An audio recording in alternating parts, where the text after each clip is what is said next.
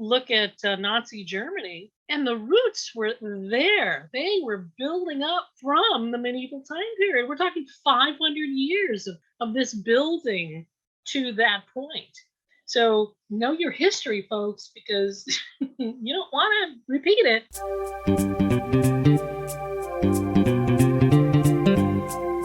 Hello and welcome to the Innovative Mindset Podcast. I'm your host, Isolde Trachtenberg. On the show, I interview peak performing world changers in the creative, social impact, and vegan spaces. If you like what you hear on this episode, you're going to want to check out the bonus mini episode that you can access if you DM me at Isolde T on Instagram and you let me know you want it. You'll get access to bonus episodes, new art, my latest writing, and other fun benefits. And now, let's get to the show.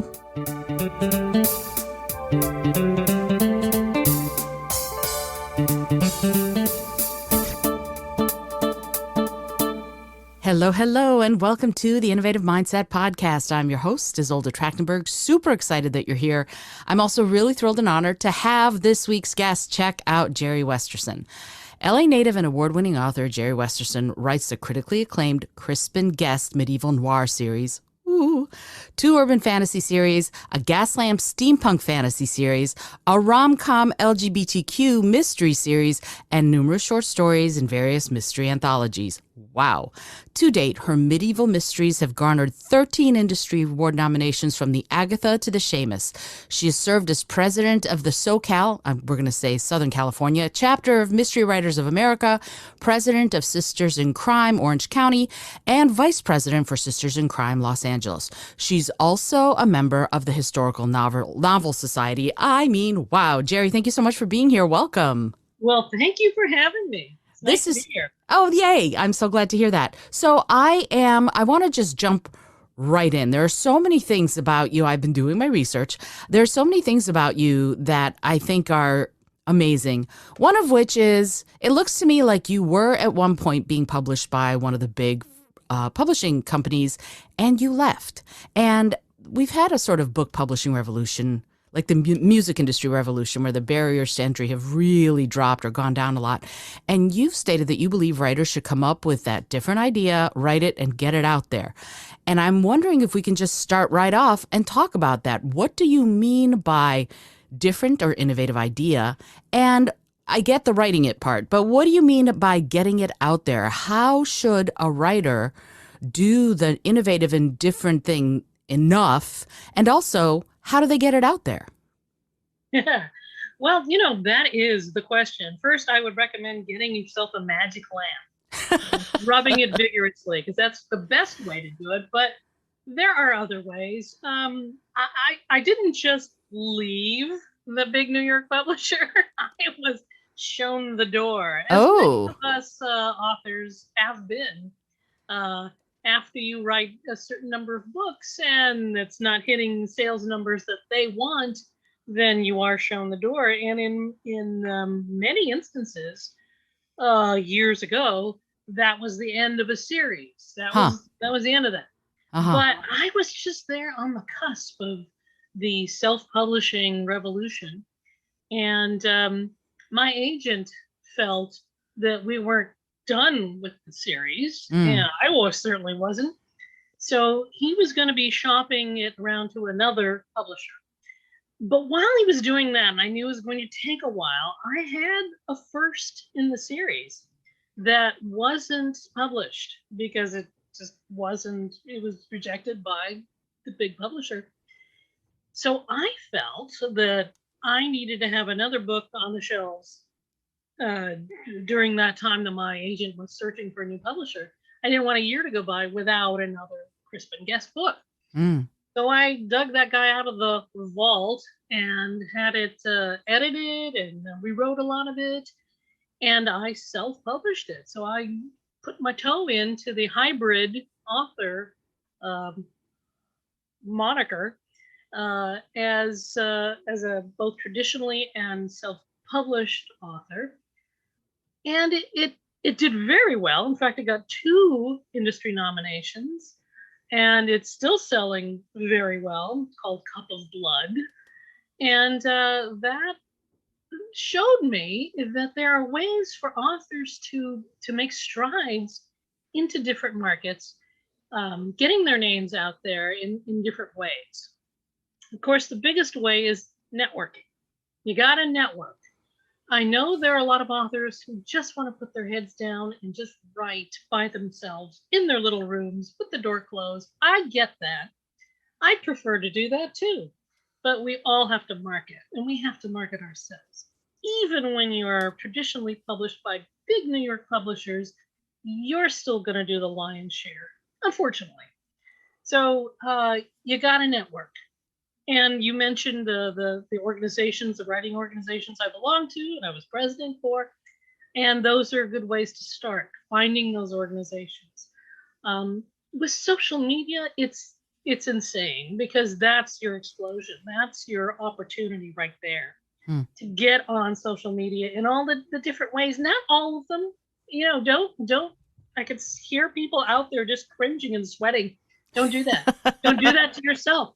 Pick 2 that you really like, and then just really do some focusing. You don't have to spend a lot of money either, but you just do have to spend time. So there's that. There's so many ways, so many things to research, and it changes constantly. But if you network, if you're talking to other authors, some who are much better at social media, some who are much better at finding those different ways to get your name out there, get yourself out there, then that's how you learn. Don't buy books about it because those books are already out of date the moment you pick them up. So get out there and talk to people. I love it. It's great advice. And and for those who are introverts, you don't have to talk to everyone in the room. You might want to talk to 1 or 2 people in the room. So just be aware that there are probably ways to do that, even if you're shy or even if you're really introverted, like a lot of writers that I've met are. You and I are not, Jeri. No, we're not. And that was a good thing for me. But, in these days of Zooming and, it could be that those options will always still be there. I kind of hope they will be for people who can't get to some of these meetings face to face when you really can. So hopefully that option always is available. But I always tell you, if you really are shy, volunteer in the different writing organizations. When we have festivals and writers, author festivals, book festivals, volunteer to help set up booths and things like that. That's networking too. So, if you want to still keep your head down a little bit, now you're learning some of the people, you're learning the board members' names, and you're talking to them and they're talking to you. That's a good way to start getting in there. Oh, absolutely. In one of my books, I talk about knowing your role. And if you don't know it, choose one, right? Yeah, first thing you do, pick one up. Exactly. Volunteering is great. If you're going to an event, offer to be the person who takes people's coats, for example. Although out in LA, you might not need that so much because we don't not too many coats. What is this thing called coats? I love it. So, going back a little bit further, you had a successful career as a graphic artist and designer in LA, right? This city full of creativity and people thinking on the edge, and you let all of that go to become a novelist. What led to that, and how did you make that transition? I was crazy. No, but again, I was sort of forced to make that transition. It's I think that in these modern times of ours, that you have to constantly reinvent yourself, constantly, because there's so much change. It just barrels forward towards us, and you have to go with it. So what happened was I was a graphic artist and art director in Los Angeles, pretty successful at it, really enjoying it. And then we're having a baby. And so I put that aside for a couple years to raise my son. And in those 2 years, when I was trying to get back into it, thought I would get back into it because I could work at home. It was great. Everything had turned to computers. This is how long ago this was. And I had not. So Got it. I didn't know anything about computer design, and to do that would have taken more time and money, and get a computer, take some tutoring, and so that wasn't going to be viable for me at the time. So, excuse me. I had a long time hobby of writing novels that my husband didn't really know about. It was just something I did for fun. But I thought, well, here's something I could stay at home, raise my son. I could write novels and make money. How hard could it be? So, oh boy. Yeah, there's a big learning curve there. And when I told my husband this, that I wasn't going to get back into graphic design, I said, hey, you know what? I really think that I can be an historical novelist. I really would like to try that if I can get your support on this. And he goes, well, of course you have my support. I'd be willing to help you along with this. But the question is, do you write novels? Oh yeah, of course I do. There's a whole box of them here. But no, so I researched, you needed an agent. And to get that agent, you had to have finished manuscripts. You had to have these manuscripts formatted properly. You had to learn how to pitch these in query letters. And again, these were in the days where you mailed them in the post office with stamps and things. And so I had learned all of that and got that rolling and understood that it was going to take a while. So that was all learning curves, all things that you gotta do, and slowly, it took a while. My fourth agent was the one who got me published. So you can't think of these people as your pals, your friends. It's nice if you can, but these are business collaborations. If it doesn't work out, then you have to say goodbye to one another and move along to the next who can do something for you. In the meantime, in the years, a decade, 14 years went by, not just with the same book, by the way. Wow. This was a new book every year that I was churning out. And these were all historical novels. And these were all historical novels that publishers couldn't understand because they weren't about Henry VIII. They weren't about famous people. They were about ordinary people in extraordinary circumstances, with court life, court politics, tangential, all in the background. And that just didn't work for the kind of historical novels they wanted to publish 10, 15, 20 years ago. But a former agent talked to me. We were still friends. And she said, you should write medieval mysteries, because mystery is a bigger market. There are conventions devoted to fans of mysteries. There are bookstores that just sell mysteries. There are imprints that just publish mysteries. And I thought, well, I don't know how to write a mystery. I guess I'll learn. So I did. And the kind of mystery I wanted to write was sort of a hard-boiled mystery, but set in the medieval time period. So I literally took apart one of my favorite hard-boiled books, The Maltese Falcon.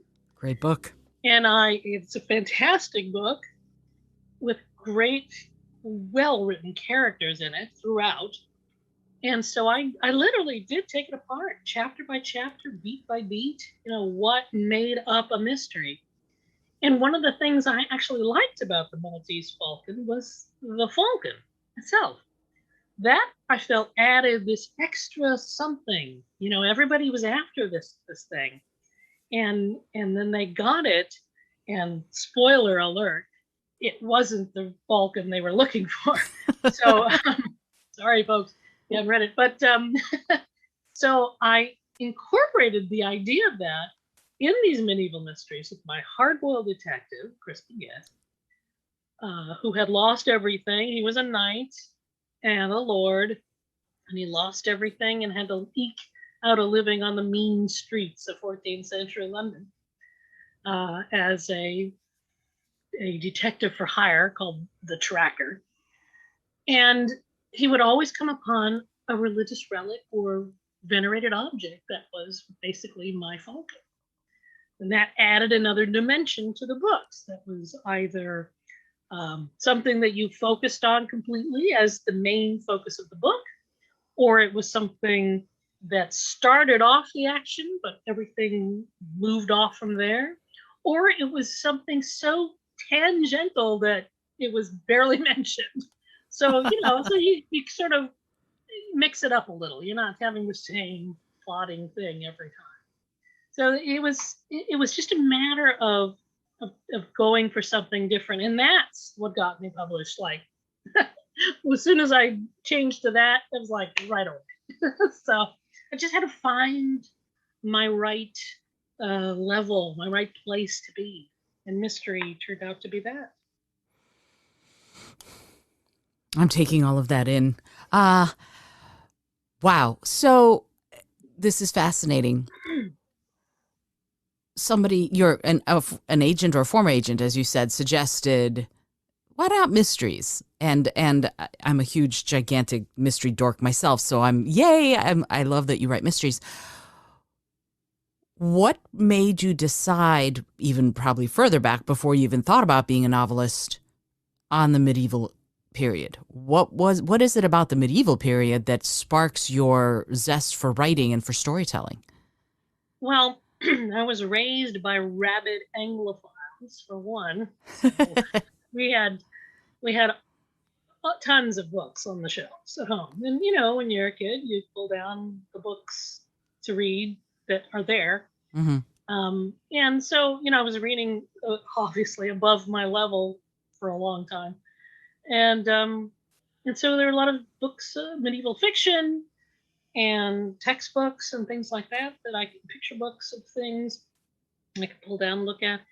And it became a very interesting era that pulled me right in because the pageantry, the clothes, the stratified society where everybody sort of had their level and place to be.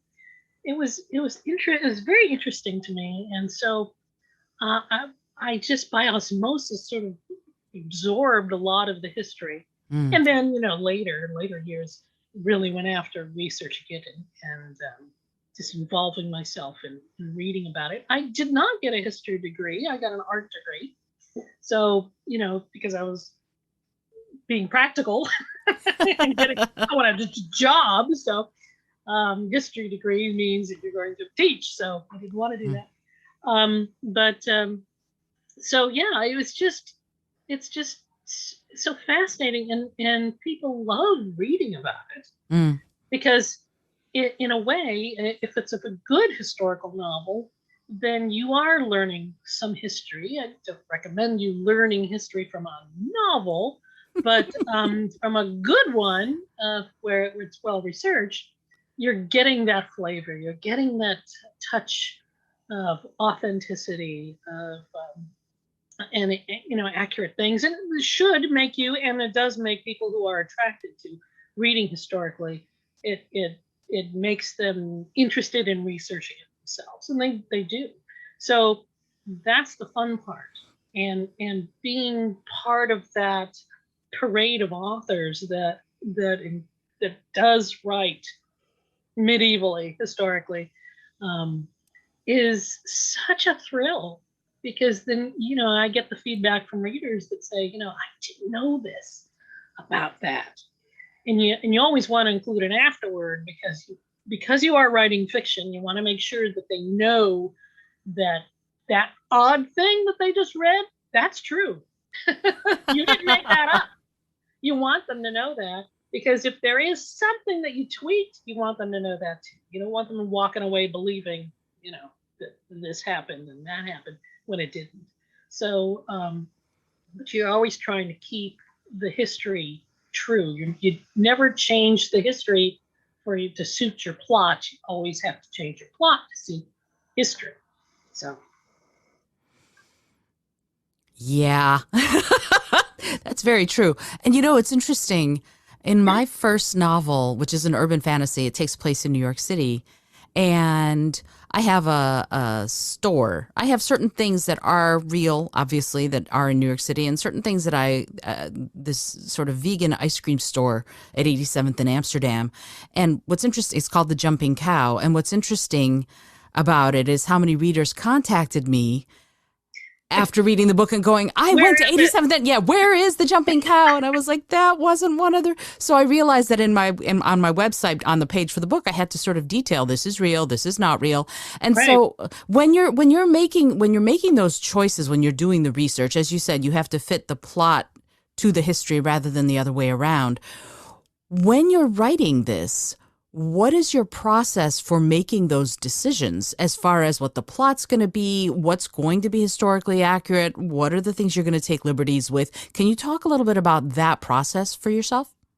Well, I really do like to be faithful to the history. So when I come up with an idea for a story, in the Crispin books, it was sometimes the idea of the particular relic. So I start with that, research that, what makes it plausible to show up in London at this particular time, and then it sort of builds from there.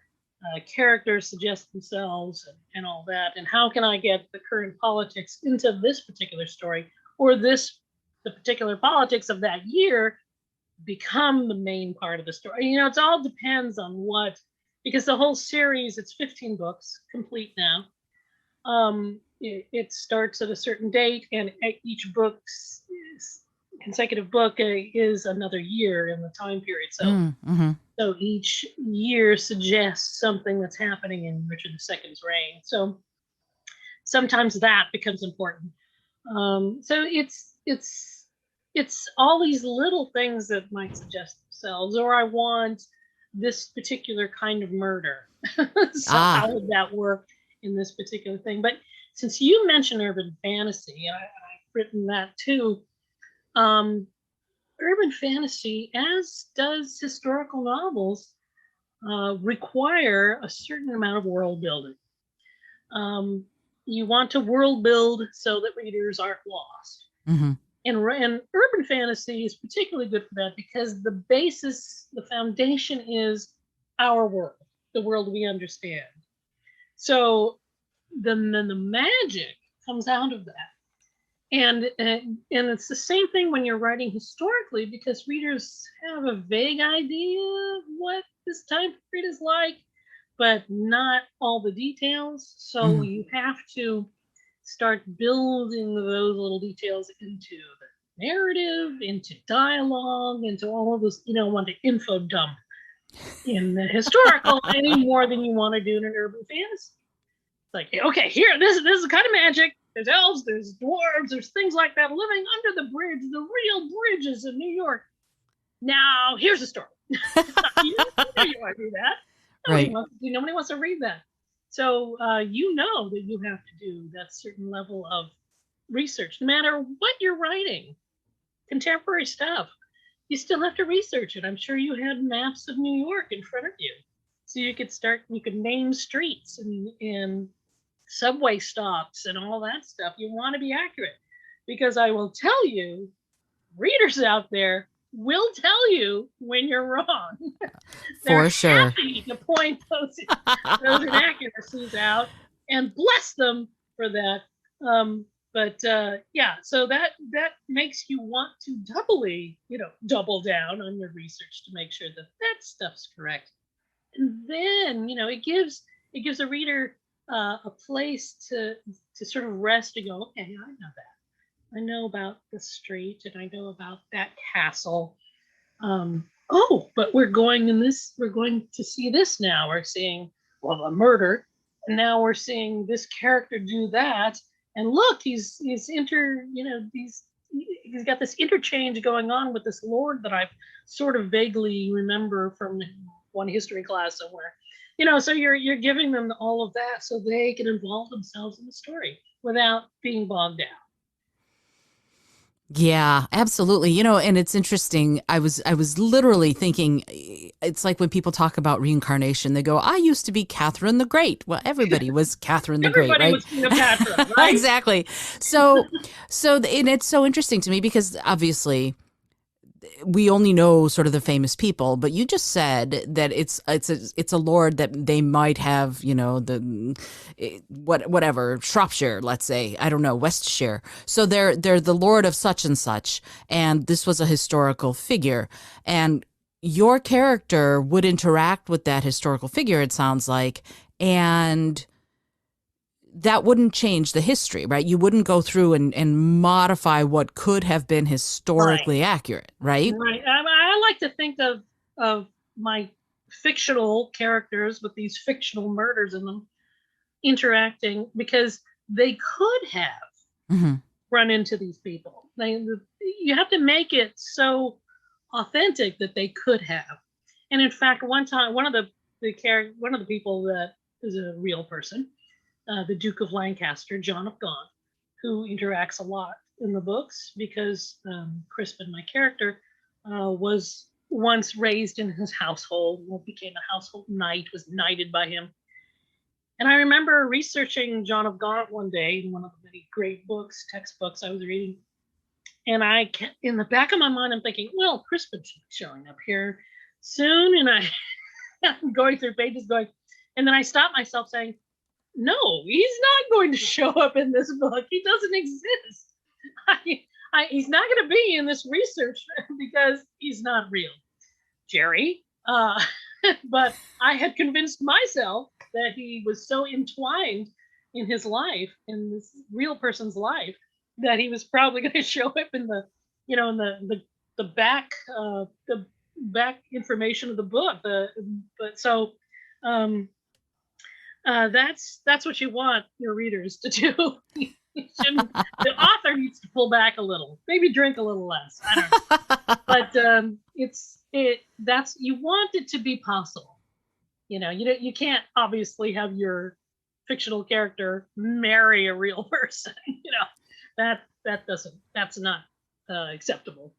But as an author, you have that contract with the reader that if you're calling something historical, that the history is right. And and I get really touchy when people say, well, it's fiction. Can't you just make it up? Well, not for this, not Right. for something historical.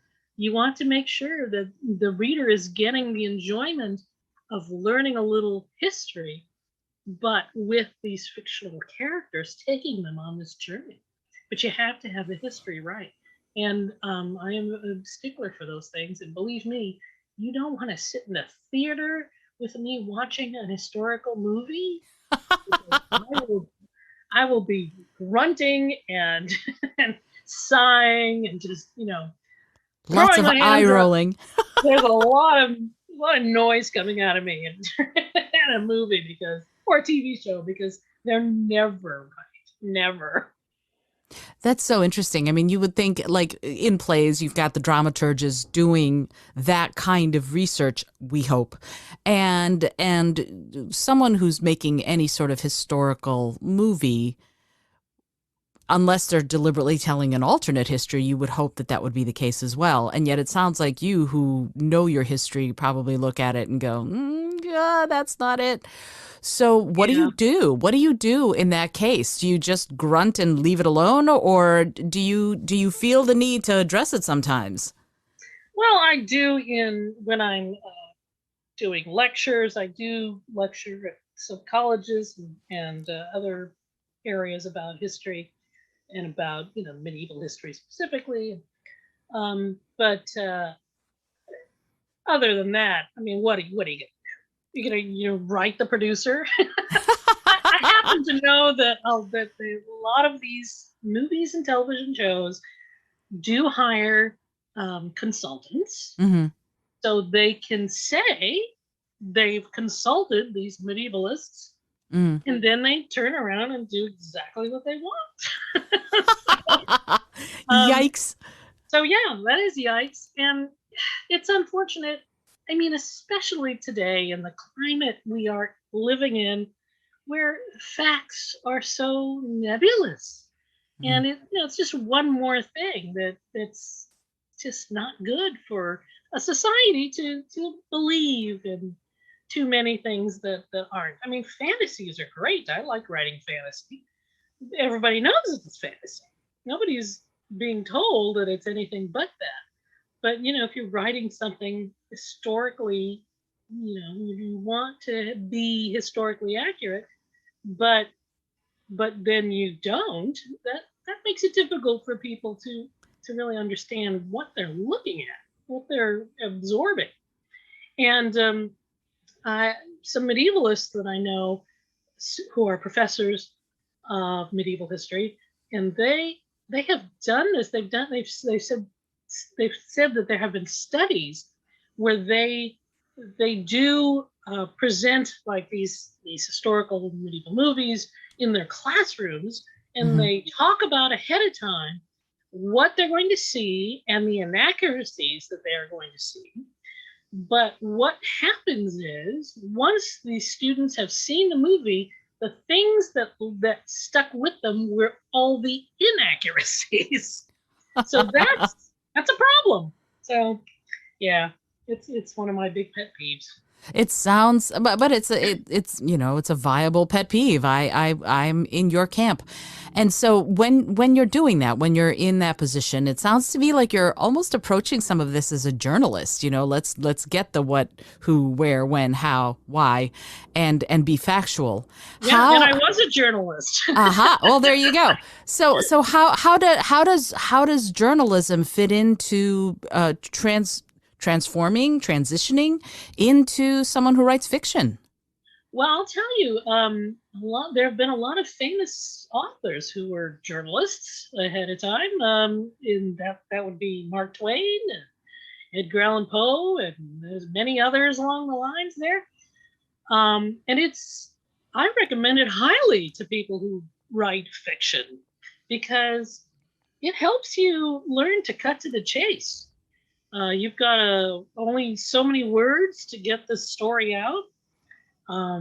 It sort of has a beginning, middle, and end. Not always, but you have to, in so many words, explain the story and get it out there. And that is a valuable lesson, because a lot of us, when we begin writing, use too much, too many words, too much narrative, too much to get to the story that we want to give to the readers. So it does help you do that, and it's also fascinating study of human nature.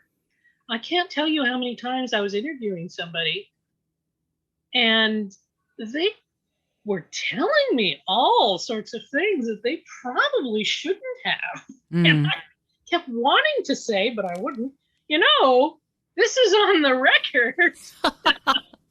But so that it was amazing, because I don't know what they were thinking, but I guess they're thinking I'm an authority figure of some kind, so they can tell me. But anyway, so it was very interesting. And I did do that for years while I was trying to get my novels published. So it was a way to make money and learn a lot of things. And that was yet another thing I learned from high school, actually, high school journalism class, that I put into practice in real life. So thank you, high school classes. I have a friend who ended up becoming editor of the Detroit News. I grew up in Michigan, and she was the editor of our high school newspaper. That's what she knew immediately. For all of high school, she knew exactly what she wanted to do. And she ended up moving up the ranks until she was editor-in-chief of the Detroit News, and she just recently left. But the whole time, we knew Kelly, this is what she was meant to do. She said, I'm a storyteller, but I want to tell stories that are nonfiction. And And I thought, oh, brilliant. And she's a brilliant writer. And so, to me, stories come in all shapes and sizes. But when you're talking about historical fiction or urban fantasy or some of your other series, these are series. These are not standalone books in that, yes, you can read just one, but probably you're going to want to continue. So you're doing long form storytelling. Mm-hmm. And talk to me, if you would, what is story to you? What's a good story? And how do you tell individual stories, but also that long narrative arc of 15 books? Character is king to me. You thrillers, things like thrillers can be uh, pretty cardboard characters because it's the action that's the exciting part of the book. Mm-hmm. That's the thing you're following along. There's a ticking clock. Something has to happen quickly. The resolution is, the bomb not going off or the spy getting captured or whatever. But it's not about a character. It's about the plot. But Mm-hmm. I like to write characters that are interesting because you're going to live with them for 300, 400 pages, and I want people to find them interesting. I like populating my books with all kinds of interesting characters, Hmm. just like real people, just like you encounter in your life. You've got tons of friends and interesting people that come in and out of your life, and that's realistic. And I want those characters to be realistic. So, so my intention was when I was first venturing into publishing was writing historical novels that were standalone. But that wasn't working for me. So I knew to write a mystery meant that it had to be a series. So I wasn't used to writing the characters in another book. So that was challenging at first to see if Mm-hmm. I could do that. And then I found that I do love this long form because as the series goes on, the characters change. Now, in bygone era of novel writing and series writing, particularly, I guess, mysteries, because those are the usual series that you would find. The characters don't change. I mean, Hercule Poirot is the same from the first book to, well, almost the last, but he doesn't change. He has no real past really, and he doesn't change. So you can jump into the series anytime you want to, but that isn't possible anymore. Editors, readers don't like that. They like the character to change, not only from the first page to the last of one book, but throughout a series. They want them to grow and change. So it becomes the biggest novel ever that is 15 books long because you're thinking of a character arc that could be a lifetime. This is 15 years in a character's life. And you think about your own 15 years and how much changes to you, Mm-hmm. around you, and how those things have changed you. You're not the same person you were 15 years ago. I should hope not. I hope not. I'm certainly not. And I don't know anybody who is. Um, and so it really becomes such a fascinating thing to dip into, to this character that has come alive for the author, to find the different ways they can change. I personally like giving my characters likes and dislikes that are complete opposites of mine, so that I can really get into somebody else's shoes and think why this was a good choice, or why they enjoy this particular thing, or why they believe this certain thing, and especially historically, because their mindset is completely different than ours. Mm. We try to make them accessible to readers today, but for the most part, they have a very different way of thinking, having this stratified society that we as Americans don't believe in. We don't like that. We think anybody can do this or do that. But in this time period, you really do have to get yourself. It's like being an actor, really getting into character and figuring out their motivations and where does that motivation come from and what are the possibilities for them. For instance, I'm Jewish, but in England in this particular time period in the late 14th century, there were no Jews in England because they were kicked out in 1290. So they were gone, except some that might have remained secretly. So Crispin, in one of the books, he's just like everybody else, pretty much anti-Semitic because he doesn't know anything about Jews except for what he's heard and blood libels and all of that. So it was interesting diving into this character, how he felt about these things, and how I could plausibly make him change and grow. So it's that sort of thing. Writing a series, I think, is some of the best, most interesting writing I've ever done, and I truly enjoy it. And it was very sad to bring the series to a close, but I felt it was time to do that, and I'd always planned it anyway.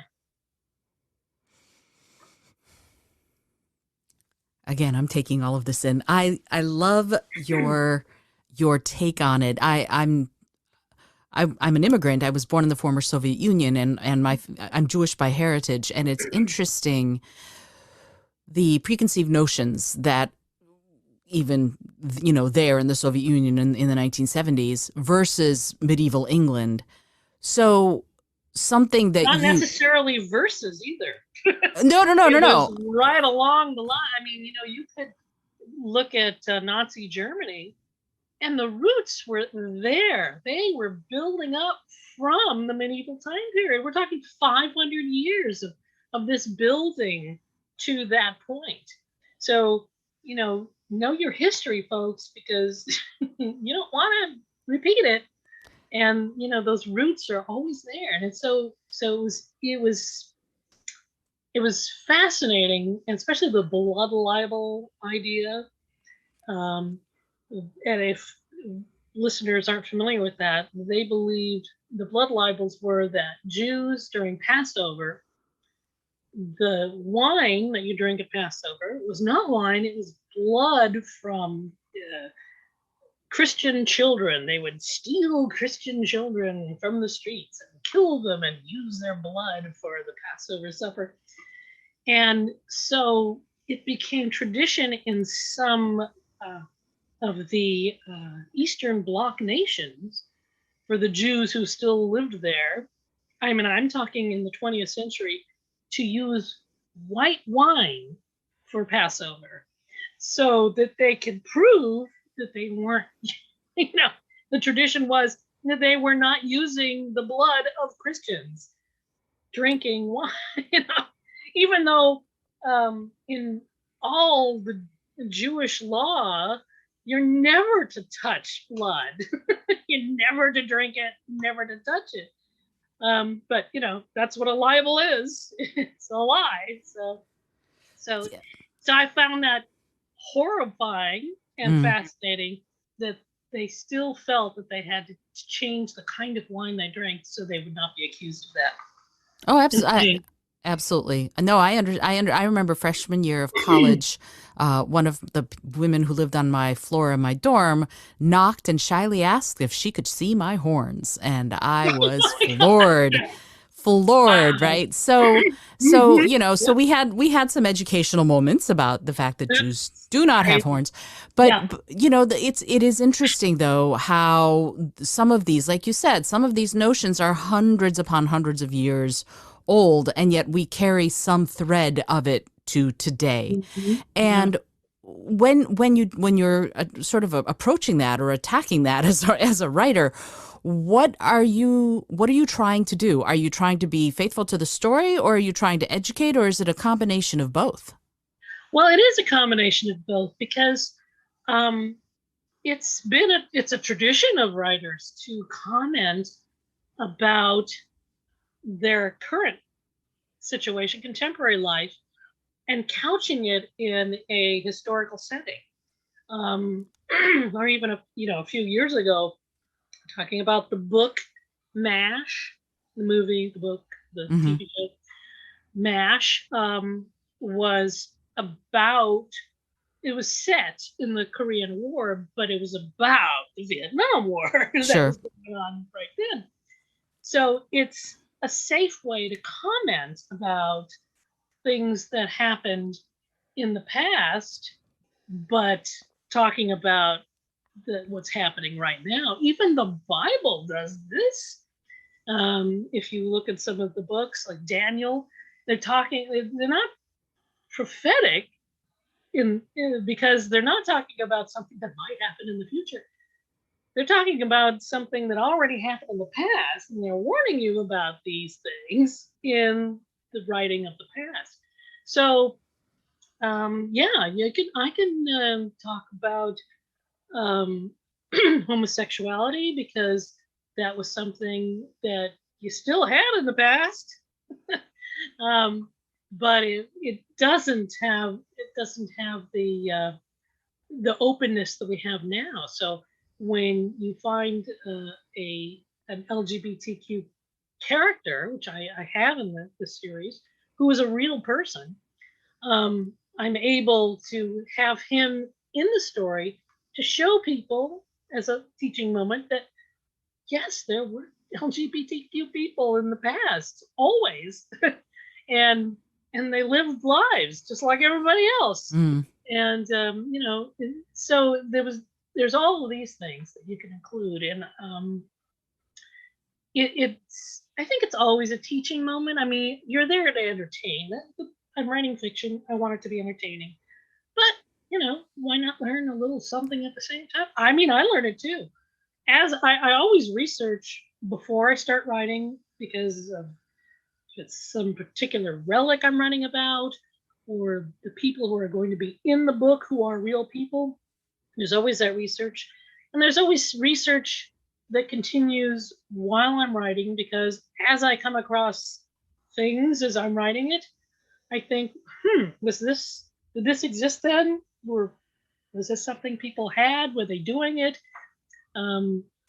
So you always have to research at the same time. So it's all about the research. All about the research. Amen. I'm really glad you started talking about when you write. I'm wondering if you could talk a little bit about what your writing routine is. Are you a plotter? It sounds like you kind of are versus being a pantser. But also, do you write I'm going to write a book this weekend, or do you have a daily writing routine? What do you do to finish this many books?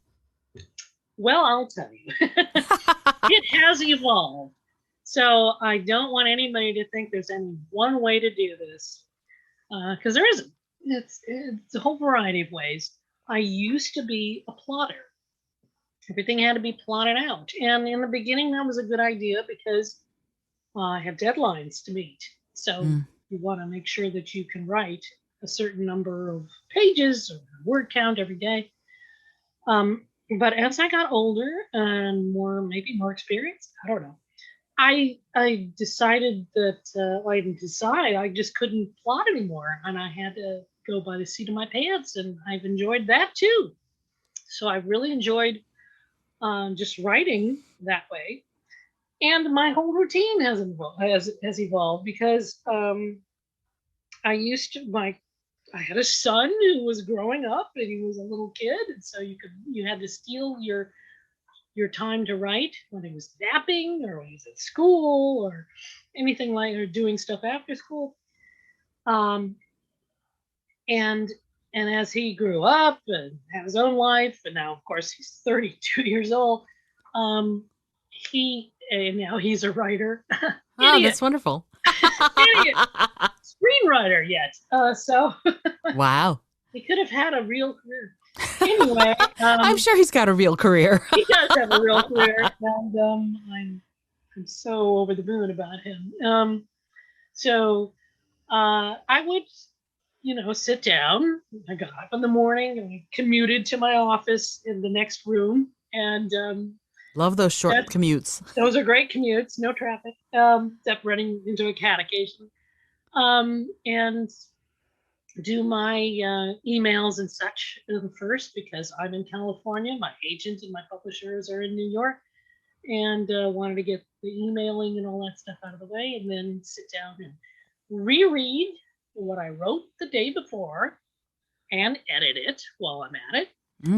And so that you can get into the rhythm of what it is you're writing. And I try at the end of my writing day not to leave it in a place where I have a blank page all over again. I want to leave it sort of in the middle of something that I was sort of really excited about writing, that thing, that moment. So leave that so that I can get into it again.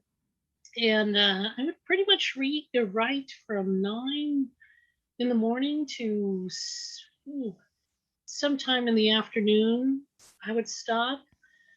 And, that changes all the time, because sometimes I will write for an hour and stop for most of the day and get refueled by reading or watching a movie or something like that. And then write again at 5 o'clock and write some more until 9 o'clock, 10 o'clock at night. So it just doesn't stay the same, because you're different. My poor little brain is different than it was that long ago, the early 90s, and so you just have to go with it, and I don't think writers put a lot of stress on themselves because they think that it should stay the same, that they have a routine, to keep the routine going. They do word counts. They got these notions of you have to do this and you have to do that. You can't maintain that. You can't stay the same. Bless you if you can, but don't kill yourself thinking that you're failing because you can't keep up that pace and that kind of schedule.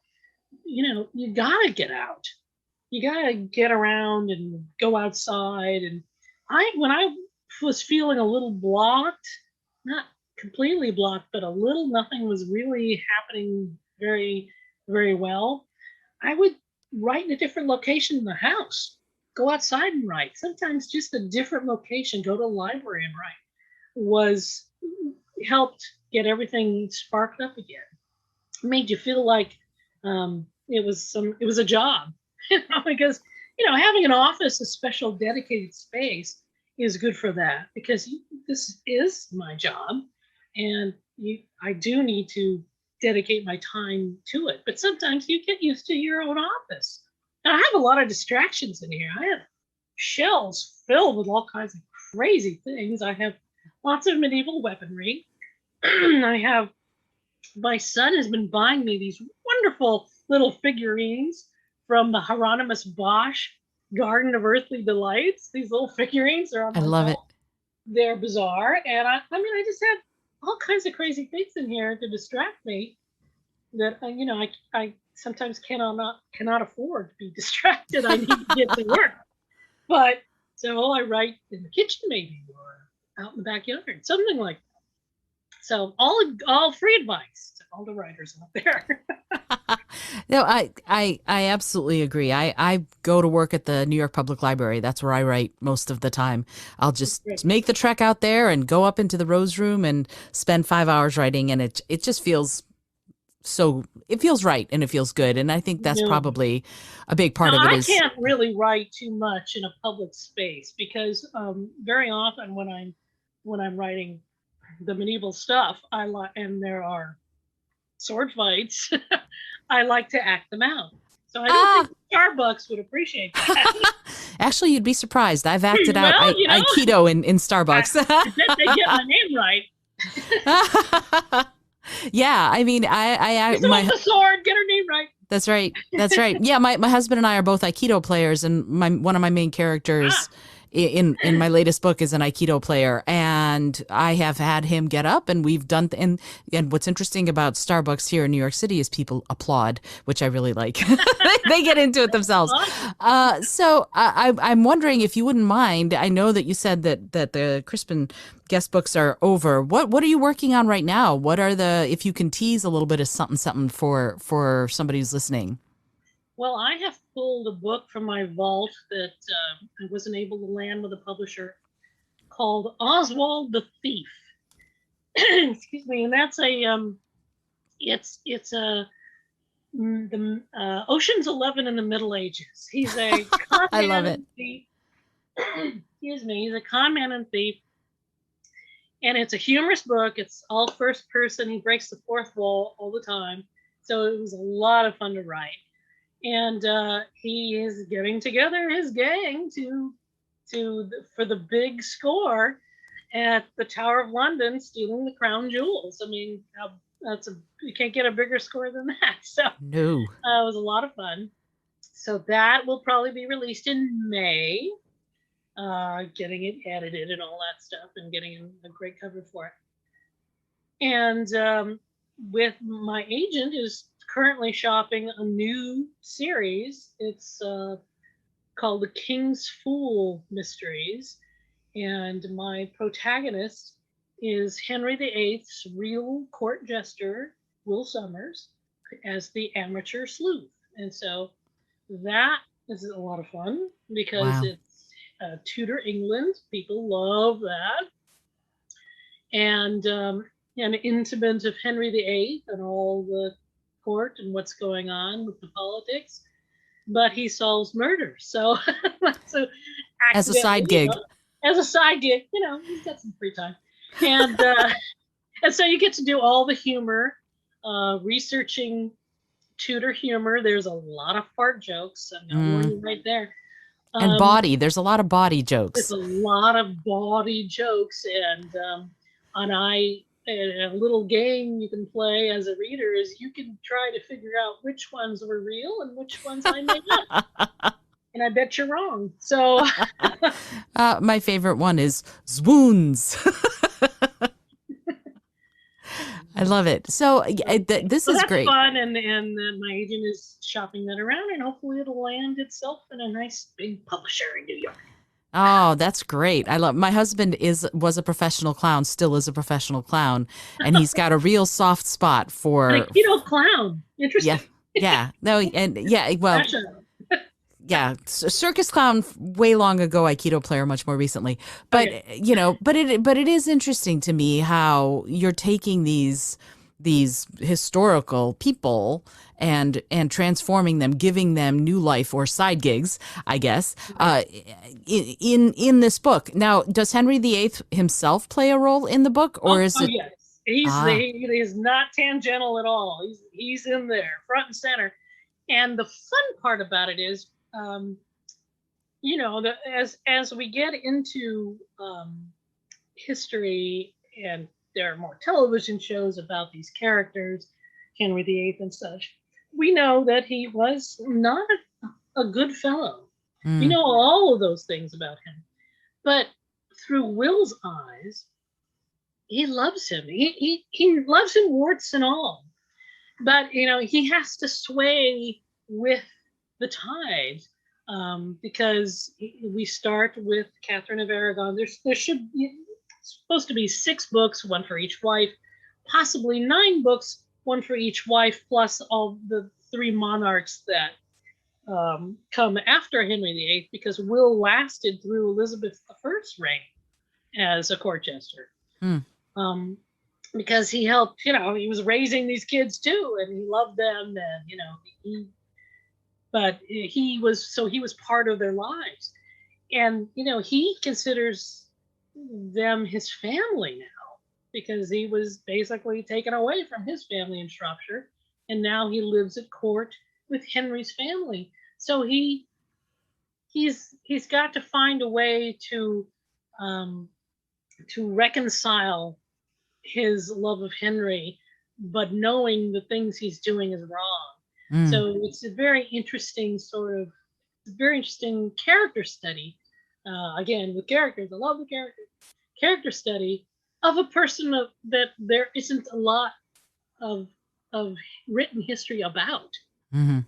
So, we don't really know how old he was. We knew where he came from, but that's kind of about it. Wow. We don't know if he ever married. We don't know if he ever had kids. These are things that we do not know. So you can, which is kind of great, because then you can do what you need to do for this character and create them in your own head. So it's going to be a different look at Henry VIII that a lot of people are expect these days. So through his eyes, so a different take. Interesting. Yeah, Henry VIII and all the people around him they're fascinating figures. There's a musical out right now called Six. Six, yeah. Which I almost went to see last night and might go this weekend. That would be fun. Yeah, it's like Hamilton, but I've heard the wives of Henry VIII. Yeah. So I'm excited to see it, but it is an interesting and fascinating time frame. People love it. They love it. Yeah, absolutely. They never get tired of it. They never get tired of Anne Boleyn. She'll be in 2 books at least of the series. So she was a smart woman. Smart woman. Yeah, I used to work at the Maryland Renaissance Festival, and we've had Henry VIII as the king of the Renaissance Festival for, I don't know, 30 years, something like that. I mean, it's been a while. So, and they just keep recycling, they keep going back and going, oh, we finished. Now we're going back to Catherine of Aragon because people love Henry VIII, that time period so much. Jeri, I'm so grateful you took the time to chat with me about this and about writing in general, about Crispin Guest, about Wilson. I'm like, come on, May. I can't wait to get my hands on the new book and read it, because I do have, like so many, have a huge love for that era. I was wondering, since I'm sure if you're listening to this, you probably want to know more about Jeri Westerson and Jeri's books. Jeri, would you mind giving me just a rundown of your social media, your website, everything like that, so if someone who's listening wants to buy a book or get in touch, that they can do that? Well, it's jeriwesterson.com. It's the website. That's JERI Westerson.com. And that'll get you most places. I'm on Facebook. I'm on Instagram. I've got a YouTube channel where I have a lot of book trailers on there, and lots of humorous videos that I put together. So there's a lot of content there. So please, you can sign up for that. Sign up for my newsletter. There's contests every month. So all kinds of fun things happen on that. And then you can find out about my events. And a lot of these are ending up on YouTube and Facebook, these book launches, so that anybody can go. You don't have to come to California. You can just sign on to YouTube, and you can be part of the fun as well, and win some prizes. That's awesome. Yes, thank you for doing that. People learn differently, so I always like to ask for the person to say what they are, but also all of that stuff will be in the show notes. You should definitely check out Jeri Westerson, obviously, because what cool books, right? Jeri, I, again, am super grateful that you took the time. I have just one last question, despite the fact that I could keep you here for the next 6 hours asking you more questions, but I know you have a day to get back to and some more writing to do probably, but I was wondering if you wouldn't mind answering this. It's a question I ask everybody who comes on the show, and it's a weird little question, but I find that it yields some profound results. And the question is this: if you had an airplane that could skywrite anything for the whole world to see, what would you say? Everybody chill. I think that's the message we need for today. Just chill, everyone. Just calm down. Hang out with everybody. Have a beer with them. Just talk. Be friendly. It's okay. Just chill. I thought the question was, are you wearing pants during this interview? I know you're not wearing pants. It's a mystery. That's right. I was going to say, I know you're not wearing pants. It's okay. I'm not wearing pants either. We're good. Oh, good. We're pantsless buddies, man. Right. I've been walking around in pajama bottoms for months. I don't know about anybody else. So no, I am wearing pants. They're sweatpants, but I am wearing pants. I'm pants. You and I are a strange buddy comedy waiting to happen. We are. I'm ready to take this on the road. That's it. Let's go. Oh, Jeri, thank you again so much for being here. I really appreciate it. What a great conversation. This has been fun. Thanks. I love to talk about writing. Thanks. Yay. I hope you'll come back when more books come out so that we can talk even more and delve even deeper, both into the historical books and also the look at the alternative lens of history, of looking at history. I just love that. I think it's phenomenal. This is the Innovative Mindset Podcast, and I am Isolde Trachtenberg, your host. Remember, if you're liking what you're hearing, you can always buy me a cup of coffee at buymeacoffee.com/IsoldeT, or you can find the link on the show notes. You're going to be able to find the links to all of Jeri's information, not all of it, but you know what I mean, the socials, the website, maybe even a book cover or two, depending on what I can ask from Jeri. And until next time, I, as always, remind you to be bold, be creative, and most of all, be kind.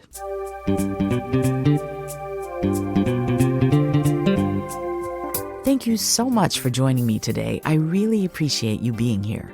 Please subscribe to the podcast if you're new, and it would mean the world to me if you told a friend about it. Today's episode was produced by Isolde Trachtenberg and is copyright 2022. As always, please remember this is for educational and entertainment purposes only. Past performance does not guarantee future results, although we can always hope. Until next time, remember to be bold, be creative, and most of all, be kind.